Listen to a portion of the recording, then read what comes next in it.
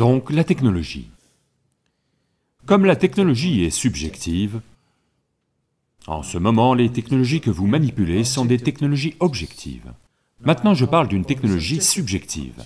Il s'agit de vous. Là, vous êtes le logiciel que vous essayez de gérer. Essentiellement, si vous vous observez, en ce moment, vous fonctionnez selon le logiciel que vous êtes devenu. Observez, s'il vous plaît. Dans quel genre de famille vous êtes né, quel genre de parents, quel genre d'école, quel genre d'amis, quel genre d'ambiance, quel genre de religion, quel genre de société. C'est le genre de personne que vous êtes en ce moment, n'est-ce pas? Donc, un logiciel a été inscrit en vous, au hasard, par n'importe qui et tous les gens avec qui vous êtes entrés en contact. Pas par des professionnels qualifiés. Pratiquement quiconque s'est approché, il a laissé quelque chose. Où que vous soyez allé, quelqu'un a fourré quelque chose dans votre tête. Vous n'avez pas eu le choix d'où recevoir ou d'où ne pas recevoir. Si vous dites « je n'aime pas cet homme, je ne veux rien recevoir de lui », vous recevrez beaucoup plus de lui que de n'importe qui d'autre. C'est comme ça qu'est celui-ci.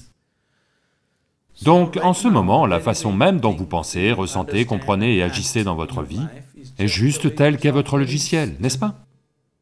Oui.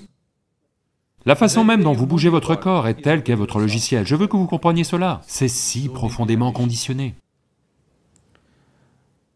Si quelqu'un que vous connaissez très bien, quelqu'un dont vous êtes très proche se promène à 1 kilomètre de distance, vous ne distinguez rien de cette personne, mais simplement de par sa façon de bouger, vous savez que c'est cette personne, n'est-ce pas? Parce que la façon même dont son corps bouge, il ne bouge qu'en fonction de la façon dont son logiciel est écrit. Mais ce logiciel a été écrit inconsciemment.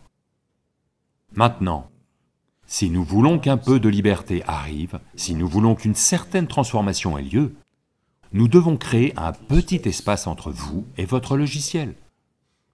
Vous êtes trop identifié à lui, vous êtes simplement perdu en lui, c'est tout ce que vous devenez. Maintenant, vous devez créer une petite distance.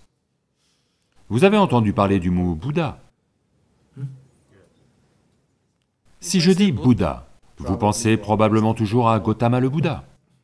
Gautama n'est pas le seul Bouddha, ce n'est pas son nom. Il est devenu un Bouddha. Il y a eu des milliers de Bouddhas, et il y en a encore. Ce que Bouddha signifie, c'est... Bu signifie Buddhi, ou l'intellect. Da signifie Dada, celui qui est au-dessus. Celui qui est au-dessus de son intellect est un Bouddha. Une fois que vous êtes au-dessus du processus intellectuel, il n'y a plus de souffrance dans votre vie, parce que toute souffrance est fabriquée là, dans votre mental logique. Quand vous êtes dans votre intellect, quand vous êtes coincé dans votre intellect, vous êtes un être humain constamment souffrant, où qu'on vous mette. Vous trouvez le moyen de créer une certaine forme de souffrance, vos peurs, vos angoisses, vos tensions, votre stress. Voyez, les gens sont capables de souffrir d'à peu près n'importe quoi. Oui, n'est-ce pas? Les gens sont capables de souffrir d'à peu près n'importe quoi dans le monde. Voyez cela, s'il vous plaît. Si vous ne faites pas d'études, vous allez en souffrir. Si vous faites des études, vous en souffrez. Si vous ne trouvez pas de travail, vous allez en souffrir. Si vous trouvez du travail, vous en souffrez. Si vous n'êtes pas marié, vous allez en souffrir. Si vous vous mariez, vous en souffrez. Si vous n'avez pas d'enfants, vous en souffrez. Si vous avez des enfants, vous en souffrez, n'est-ce pas? Les gens sont capables de souffrir d'à peu près n'importe quoi. Ceci est la nature de l'intellect. Une fois que vous êtes dans l'intellect, c'est comme ça qu'est la vie. Si vous êtes en dessous de l'intellect, vous n'allez pas tant souffrir. Les animaux ne souffrent pas autant que vous souffrez. Si les choses physiques sont prises en charge, ils vont plutôt bien. Ils n'éprouvent pas le genre de souffrance que les êtres humains éprouvent, n'est-ce pas? Donc si vous êtes au-dessous de l'intellect, vous ne souffrez pas autant, comme vous l'avez dit dans la question. Si vous êtes au-dessus de l'intellect, vous êtes un Bouddha. Si vous êtes en dessous de l'intellect, on peut peut-être vous appeler Bouddhou. Si vous êtes dans l'intellect, vous souffrez sans arrêt. Donc, pour éviter de souffrir, les gens inventent de nombreuses façons d'aller en dessous de l'intellect. Manger excessivement,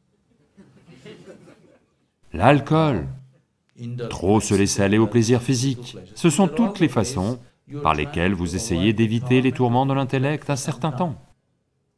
Vous vous saoulez et vous vous sentez bien quelques heures. Mais ensuite, la vie va vous rattraper avec plus d'intensité. Elle ne va pas vous laisser partir. Maintenant, cet être qui était sous l'intellect a d'une façon ou d'une autre évolué dans l'intellect. La seule issue à cela, c'est d'évoluer au-delà de l'intellect. Donc, les fondements du yoga, la technologie, c'est pour voir comment dépasser cela. Alors comment faire maintenant? Les technologies subjectives ne peuvent pas être explorées dans des ambiances désinvoltes. Il faut une ambiance de concentration et d'implication, autrement, vous ne pourrez pas le saisir. Ce n'est pas un enseignement, c'est une méthode. Pour appliquer une méthode, vous devez être d'une certaine façon, à un certain niveau d'implication, à un certain niveau de réceptivité. Autrement, ça ne marche pas. Parce que, voyez, si là vous allez dans un laboratoire de chimie, vous prenez ce produit chimique, si vous les mélangez, quelque chose a lieu.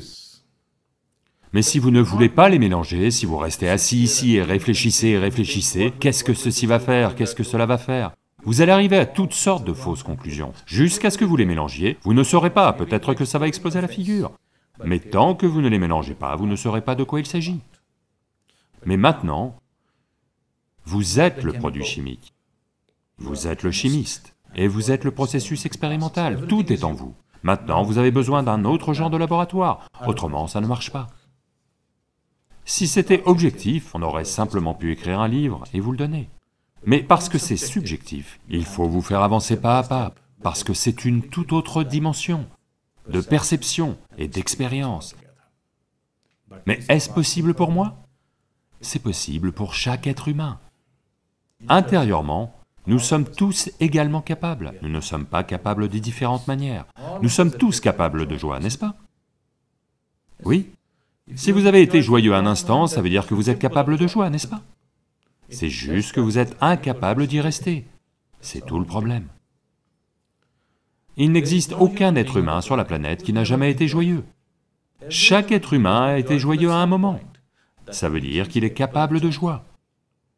C'est juste qu'il est incapable d'y rester. Donc il a besoin d'une technologie pour savoir comment maintenir cette atmosphère en lui-même. C'est possible.